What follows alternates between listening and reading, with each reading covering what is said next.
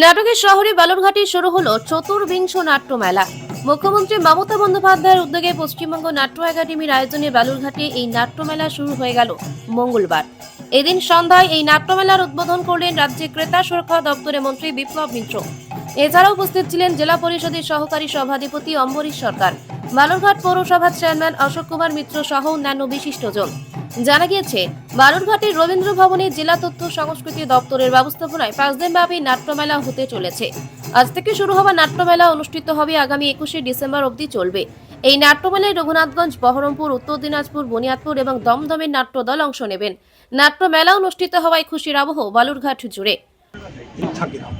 এবং এটা নিয়ে বিভিন্ন পত্র পত্রিকাতেও এগুলো নিয়ে লেখালেখি হয়, সমালোচনা হয়, এবং সেটা নিয়ে যত বেশি এই ধরনের সমালোচনামূলক প্রচার লেখনী এগুলো তৈরি হবে, তত বেশি আমার মনে হয় ব্যক্তিগতভাবে যে এই নাটকের মধ্য দিয়ে আমাদের সমাজের যা কিছু খারাপ জিনিসগুলো তার বিরুদ্ধে জনমত তৈরি হবে এবং আমরা সমাজের ভালো দিকে আমরা মানুষের ভালোর জন্য আমরা অনেক কাজ করার অনুপ্রেরণা আমরা সমাজের মধ্যে সৃষ্টি করতে পারি।